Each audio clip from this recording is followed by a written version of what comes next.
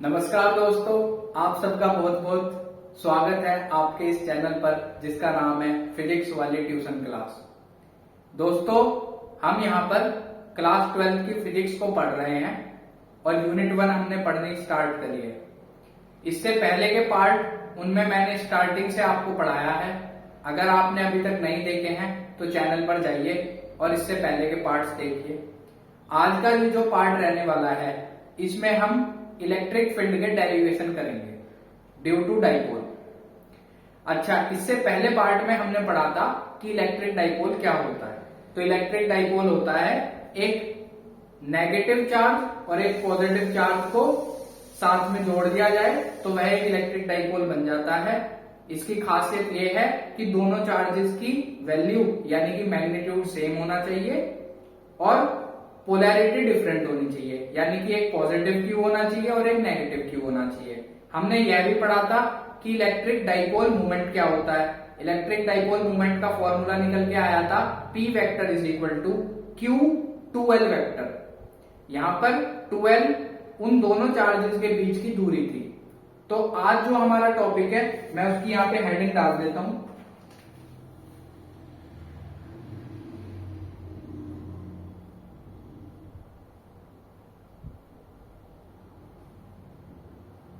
Electric field due to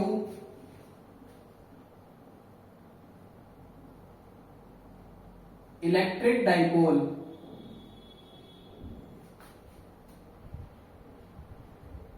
at a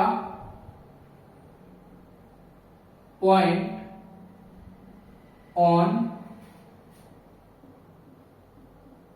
it's axis, और ये दूसरे नाम से किससे आ सकता है एग्जाम में, एंड ऑन साइड। दोनों बातों का मतलब एक ही है। या तो आप कह दें ऑन इट्स एक्सिस या आप कह दें और and on side.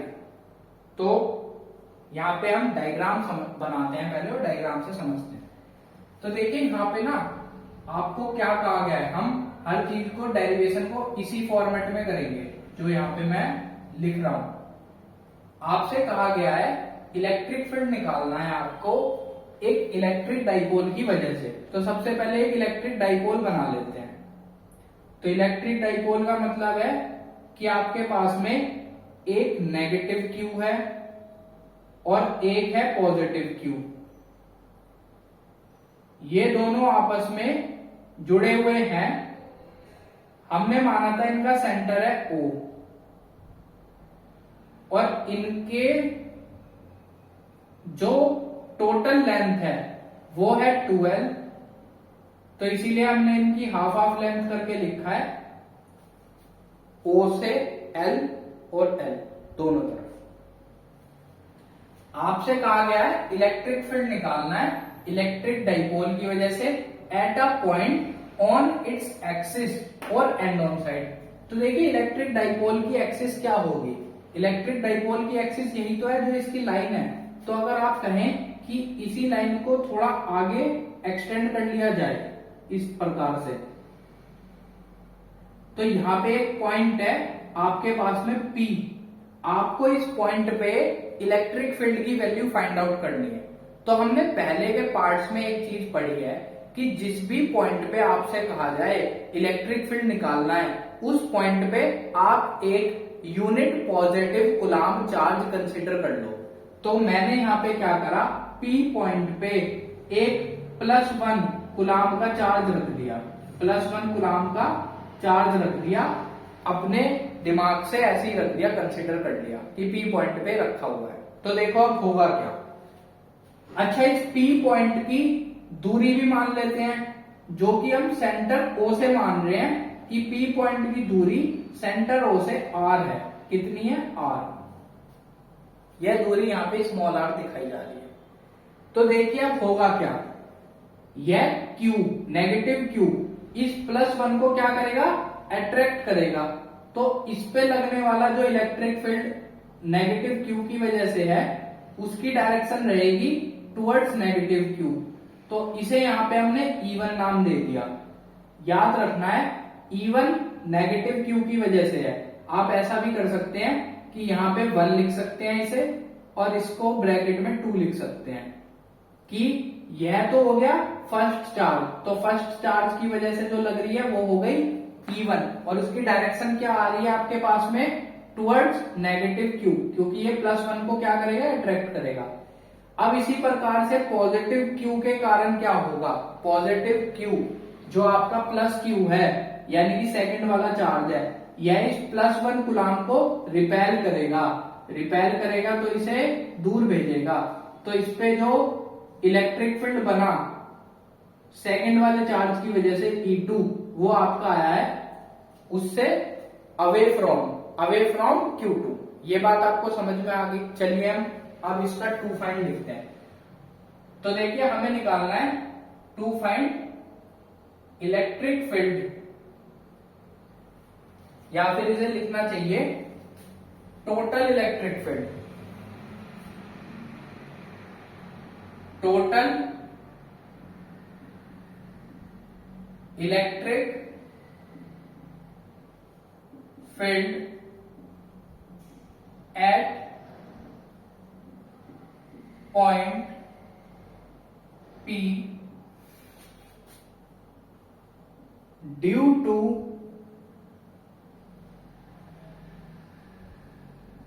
Electric dipole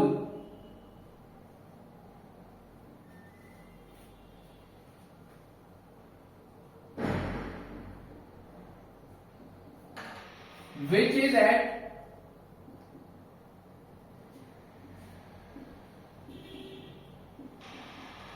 distance small r from center O of dipole। तो यह हो गया टू फाइंड। ठीक है, चलिए अब इसको हम आगे करना शुरू करते हैं। Let E1 vector is electric field due to negative Q. तो हमने यहां पे बोला कि जो E1 है वो नेगेटिव क्यू की वजह से होगा इलेक्ट्रिक फील्ड। तो कैसे उसको निकाला जाए, उसकी वैल्यू फाइंड आउट करी जाए। E का फॉर्मूला याद करो। E का फॉर्मूला हमने पढ़ा था, E is equal to KQ/R²। आपको ये फॉर्मूला याद रखना है, E is equal to KQ/R। वहां पे डिस्टेंस थी उस पॉइंट P की चार्ज से। तो देखिए यहाँ पे पॉइंट P यहाँ इस जगह है और चार्ज हमारा है नेगेटिव Q। तो इनके बीच की टोटल डिस्टेंस कितनी होगी, यहां से यहां तक की डिस्टेंस तो रही R, और यहां से यहां तक की डिस्टेंस रही L। तो टोटल डिस्टेंस जो बनी इनके बीच में वह R प्लस L बनी। तो KQ/R प्लस L का स्क्वायर। और इसकी डायरेक्शन क्या है E1 की, आपने डायरेक्शन यहां पे देखी E1 की कि वह नेगेटिव Q की तरफ है। तो यहां पे ब्रैकेट में डायरेक्शन लिखोगे आप टुवर्ड्स नेगेटिव Q, या फिर आप इस तरीके से सिंबल बना सकते हो, क्योंकि आपने ऊपर डायग्राम बनाया है। तो डायग्राम की वजह से आप इस सिंबल को दिखा सकते हो कि वो इस डायरेक्शन में आ रहा है। आपके डायग्राम से वह डायरेक्शन जस्टिफाई होती है। तो यहां तक आपको क्लियर हुआ। अब इसी प्रकार से आप E2 को मान लीजिए। Let E2 is electric field due to positive Q,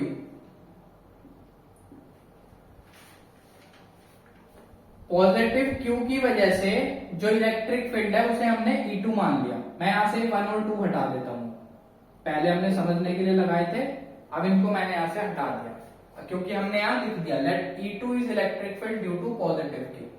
तो E2 की वैल्यू कैसे निकाली जाए, E2 is equal to again formula K Q, भाई चार्ज तो Q है, अपॉन डिस्टेंस का स्क्वायर। अब ये बताओ इस Q से इस P पॉइंट की दूरी कितनी है, तो देखो आप क्या कहोगे, आप कहोगे दूरी है इतनी, आपको इतनी दूरी निकालनी है। इतनी दूरी कैसे निकाली जाए, यह जो R है अगर इसमें से इस L को माइनस कर दिया जाए, इस R में से, टोटल R में से इस L को माइनस कर दिया जाए तो आपके पास में इतनी दूरी बचेगी। तो यानी कि आपके पास जो दूरी आएगी वह निकल के आएगी KQ upon R minus L का स्क्वायर। और इसकी डायरेक्शन क्या है, इसकी डायरेक्शन है away from positive Q, away from positive Q, या फिर आप इसको एरो से भी दिखा सकते हो क्योंकि आपने डायग्राम यहां पे बना रखा है, तो आप जस्टिफाई कर सकते हो एरो से। तो यहां तक आपको समझ में आया E1 और E2। अब आपसे कहा जाए कि टोटल इलेक्ट्रिक फील्ड बताओ P पॉइंट में, sorry, total electric field at point P। तो देखो टोटल इलेक्ट्रिक फील्ड क्या होगा, टोटल इलेक्ट्रिक फील्ड होगा E1 और E2 इलेक्ट्रिक फील्ड का जो वेक्टर सम होगा। Total electric field E vector is equal to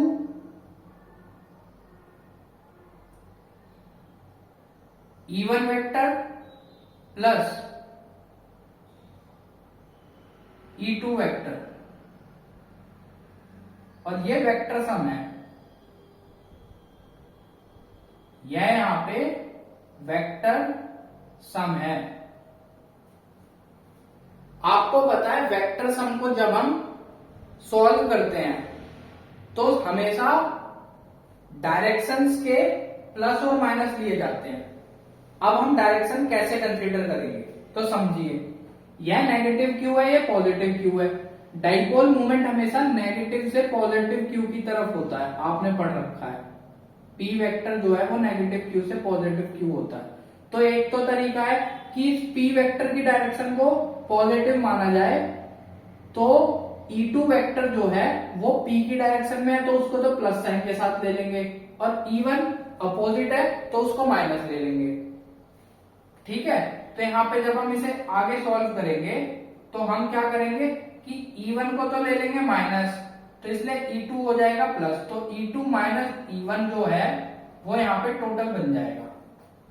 ये वेक्टर थी, वेक्टर क्वांटिटी थी, वेक्टर क्वांटिटी की डायरेक्शंस को कंसीडर करना है हमें जब हम वेक्टर सम को करते हैं। तो देखिए हमने इसीलिए क्या करा कि E2 को जो है वो P की डायरेक्शन में है, डाइपोल मोमेंट की डायरेक्शन में है, तो उसको पॉजिटिव ले लिया, उसको प्लस का कंसीडर कर लिया।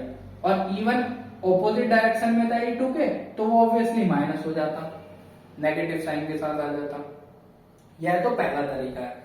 अच्छा, दूसरा तरीका क्या है, दूसरा तरीका ये है कि जब भी हमें पता है माइनस तो करना पड़ेगा क्योंकि E2 इधर है, E1 इधर है, तो अब किस में से किसे माइनस करें, यह कैसे सोचे, यह दूसरा तरीका मैं आपको बता रहा हूं सोचने का।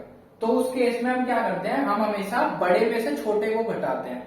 अब बड़ी क्वांटिटी क्या है, E1 और E2 में से अगर आपसे मैं पूछूं कि कौन सा बड़ा है, तो देखो आप कैसे कहोगे, E1 और E2 लिखे हुए हैं आपके सामने, इन्हें कंपेयर करोगे तो दोनों में ऊपर KQ ये तो इक्वल हो गया, नीचे है यहाँ पे R प्लस L E1 में, और यहाँ है E2 में R माइनस L। तो देखो E2 का जो डिनोमिनेटर है वह है R माइनस L यानी कि छोटी क्वांटिटी है R प्लस L से, डिनोमिनेटर इसका छोटा है E2 का, तो इसलिए क्वांटिटी कौन सी बड़ी होगी, E2 बड़ी होगी। किससे, E1 से, क्योंकि E1 का डिनोमिनेटर R प्लस L है, बड़ा है। हमने मैथ में पढ़ रखा है जिसका डिनोमिनेटर छोटा होता है वह क्वांटिटी बड़ी होती है। तो यह क्वांटिटी E2 बड़ी होगी क्योंकि यहाँ R माइनस एल से डिवाइड हो रही है और यहाँ R प्लस एल से डिवाइड हो रही है, जो कि बड़ी क्वांटिटी, छोटी क्वांटिटी बन जाएगी। सपोज ये 8 बनेगा, ये 4 बनेगा, तो इसे आप डिवाइड कर रहे हो 4 से, इसे डिवाइड कर रहे हो 8 से, तो ऑब्वियसली 8 से डिवाइड होने पे ये क्वांटिटी छोटी होगी और ये 4 से डिवाइड होगी तो ये क्वांटिटी उसके कंपैरिजन में बड़ी आएगी। तो उस तरीके से भी अगर आप सोचोगे तो आप E2 को बड़ा मानोगे तो आप E2 माइनस E1 ही लिखोगे। मैं समझता हूं यहां तक आपको समझ आया होगा। तो अब हमें कुछ नहीं करना, हमें अब वैल्यूज को पुट कर देना है। ये जो वैल्यूज हैं यहाँ पे पुट करेंगे।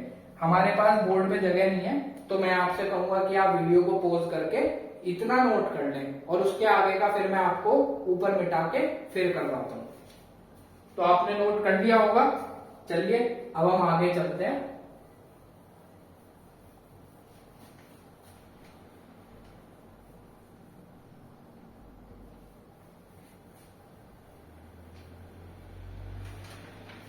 यह जो E2 माइनस E1 है इसमें वैल्यू रखते हैं।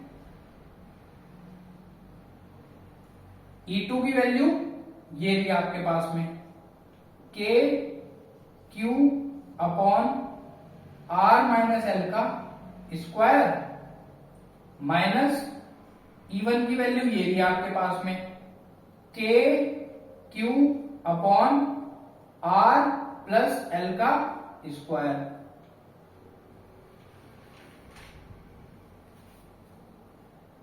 अब मैं नीचे का जो है वो ऊपर लिखूंगा, तो मैं इसे मिटा देता हूं यहां पे, यह जो हिस्सा है।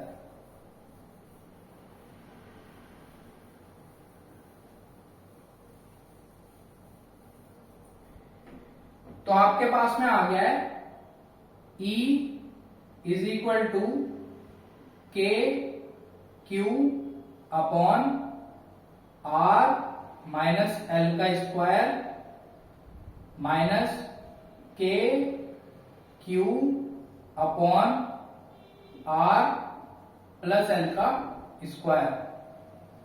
यह चीज मैंने यहां पे लिखी है। अब हम आगे इसको सॉल्व करते हैं। तो देखो सॉल्व कैसे करेंगे, K Q तो आ जाएगा कॉमन बाहर।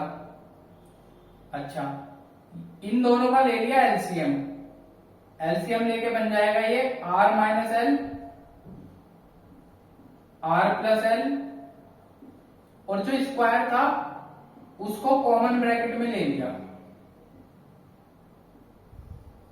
ठीक है, एलसीएम ले लिया हमने, R प्लस एल स्क्वायर था, ऊपर जब आप करोगे तो R प्लस एल का स्क्वायर चला जाएगा, फिर माइनस साइन आ जाएगा।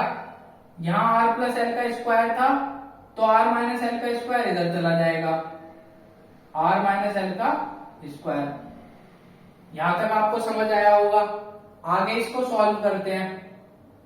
सॉल्व करते हैं तो कैसे होएगा, देखिए K Q, इसको ओपन करोगे A square B square plus 2AB minus, इसको ओपन करोगे फॉर्मूले को A square plus B square minus 2AB। यह बाहर माइनस साइन लगा हुआ है ब्रैकेट के, मैंने लगा रखा है। ये एक फॉर्मूला होता है A minus B bracket A plus B. Formula कहता है जब भी आपके पास में A plus B A minus B होगा तो वह बन जाएगा A square minus B square, और इनका होल स्क्वायर भी है, यह वाला स्क्वायर भी लगा हुआ है। इसे सॉल्व करते हैं। मैं नीचे का मिटा देता हूं।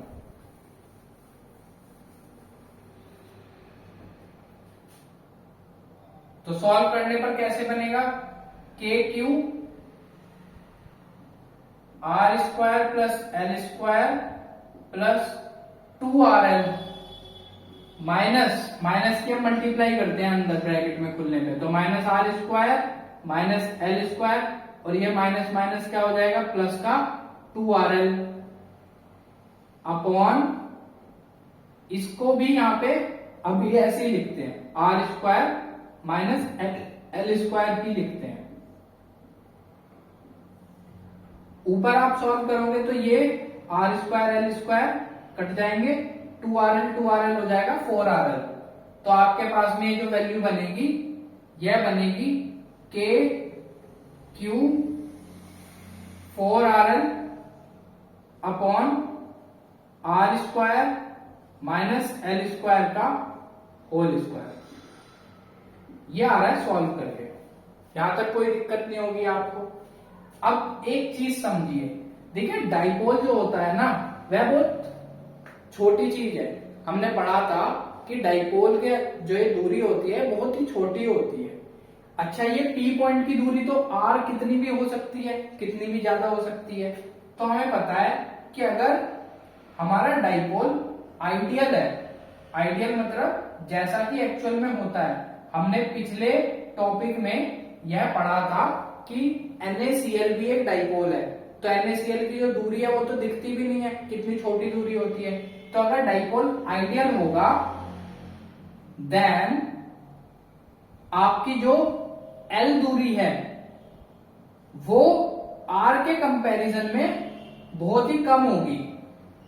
तो अगर आप L को बहुत ही छोटा कर दोगे, उसकी वैल्यू को बहुत ही छोटा कर दोगे, सपोज 0.000 समथिंग है, और उसका स्क्वायर करोगे, डेसिमल 0 पॉइंट में है डेसिमल, और उसका भी स्क्वायर करोगे तो वह क्वांटिटी और छोटी हो जाएगी। तो वह R के कंपैरिजन में क्या हो जाएगी, बिल्कुल 0 हो जाएगी। तो हम लिख रहे हैं dipole is ideal then L is very very smaller than R, and जो R² माइनस L² एक्सप्रेशन है वो अप्रोक्सीमेटली इक्वल R² के ही रहेगा। आप किसी क्वांटिटी में से 0 को अगर घटा रहे हो, 0.00000 समथिंग को घटा रहे हो, तो वह क्वांटिटी लगभग वही रहेगी। तो यहाँ पे हमने लिखा है R² minus L² approximately equal to R²। इसी चीज को यहाँ पे पुट कर देते हैं। तो हम जब इसको पुट करेंगे तो यहाँ पे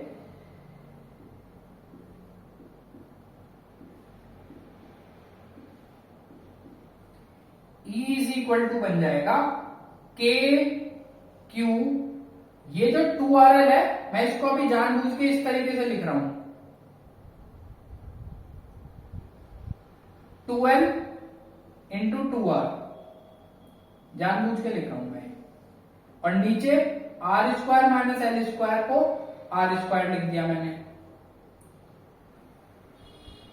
इस R से यह स्क्वायर खत्म हो जाएगा। ये जो क्वांटिटी लिखी हुई है Q2L, ये हमने पढ़ा था इलेक्ट्रिक डाइपोल मोमेंट का formula, P vector is equal to Q2L। तो ये आप लिख सकते हो E इज इक्वल टू क्या बन जाएगा, K P मल्टीप्लाई में 2 जो था उसे यहां पे लिख लीजिए 2 अपॉन R। तो आपके पास में यह निकल के आ रहा है electric field due to electric dipole. क्या फॉर्मूला, 2kp अपॉन R। मैं इसको ऊपर लिख देता हूं, मैं ऊपर का मिटा देता हूं।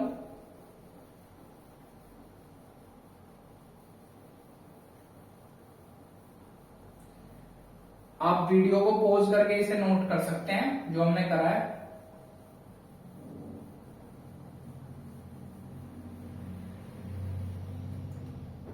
तो हमारे पास में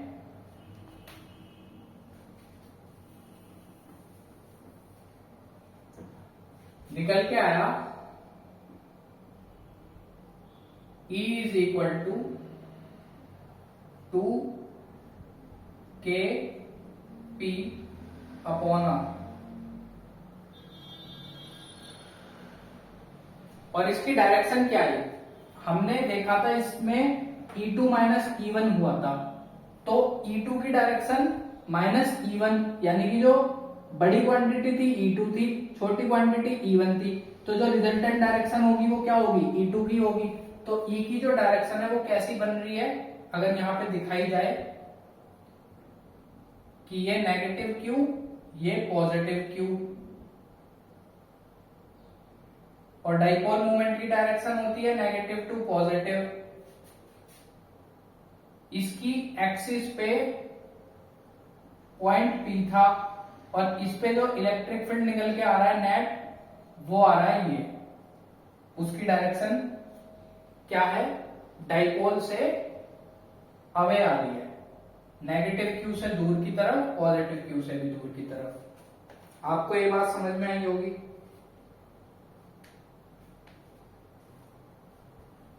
यहां पे आर क्यूब आएगा, सॉरी हमने एक छोटी सी गलती कर दी थी दोस्तों उसमें पीछे, कि हम जब उसे कर रहे थे E is equal to 2kp तो आ गया था, नीचे वो जो यहाँ पे R था, नीचे वह R की पावर 4 था, तो उसने इसे काटा था तो R की पावर 3 आया था, क्योंकि उसका होल स्क्वायर भी था। वो मेरी गलती थी, तो आप उसे सुधार लीजिएगा। गलती मैं आपको फिर से यहाँ पे सुधार के लिखता हूं पूरा। हमारे पास जो एक्सप्रेशन बन रहा था वह यह बन रहा था, E is equal to K, ऊपर तो इतना बन चुका था, नीचे लिखा हुआ था R square minus L square का होल स्क्वायर, तो मैं वो होल स्क्वायर कंसिडर करना भूल गया था। हमने R square minus L square को जब सॉल्व किया था, मतलब उसे लिखा था इस प्रकार से कि एल स्क्वायर को यहाँ पे हटा दिया था। हमने यहाँ पे एक चीज करी थी कि R square minus L square को अप्रोक्सीमेटली आर स्क्वायर ही लिया था, तो यहाँ पे आर स्क्वायर का होल स्क्वायर रहेगा, क्योंकि यह वाला स्क्वायर तो अभी है यहाँ पे, इसको मैं यहाँ पे भूल गया था लगाना। तो आपके पास में बन जाएगा K 2p R upon R की पावर 4, और इससे ये कटेगा तो R की पावर 3, तो K 2p upon R cube रहेगा। तो वो यहाँ पे R क्यूब आप लगा लीजिएगा, उसे सही करके लिख लीजिएगा वह जो चीज है। तो यहाँ पे आपको जो गलती थी वो मैंने सही करा दी है, वह बीच में मैथमेटिकल एरर था जो छूट गया था। तो आपके पास में फॉर्मूला आ गया E is equal to 2kp upon R cube. तो यहां पे आपने देखा eight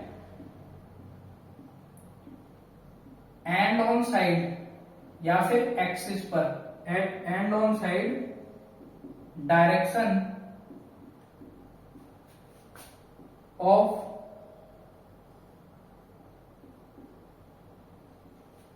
electric field is in the direction of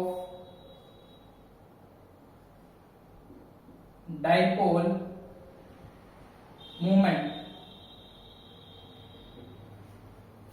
यानी कि जो इलेक्ट्रिक फील्ड की डायरेक्शन आई है निकलकर, वह डाइपोल की डायरेक्शन में ही आई है। और कैसे आई है वो, आपने E2 माइनस E1 करा था, इसलिए जो रिजल्टेंट इलेक्ट्रिक फील्ड है वह E2 की डायरेक्शन में रहा, यानी कि डाइपोल मोमेंट की डायरेक्शन में रहा। तो आप ऐसे भी कह सकते हो कि इलेक्ट्रिक फील्ड, हमने यहाँ पे पहले मेथड में देखा था डायरेक्शन के, कि जो P है उसको यहाँ पे पॉजिटिव डायरेक्शन कंसीडर करा गया था, डाइपोल मोमेंट की डायरेक्शन पॉजिटिव कंसीडर करी गई थी, और इलेक्ट्रिक फील्ड की वैल्यू भी पॉजिटिव आ रही है, तो यानी कि वह P की डायरेक्शन में आया, तो निकल के वह जो डायरेक्शन रही वह इस प्रकार से आप डायग्राम में दिखा सकते हो। तो आपको पता लगा एंड ऑन साइड पे जो डायरेक्शन है इलेक्ट्रिक फील्ड की, वह डाइपोल मोमेंट की डायरेक्शन में ही होती है। तो यह टॉपिक आपका कंप्लीट होता है डेरिवेशन। अगला डेरिवेशन हम आगे करेंगे। आज के लिए इतना ही इस पार्ट में। आपका बहुत बहुत शुक्रिया, मिलते हैं।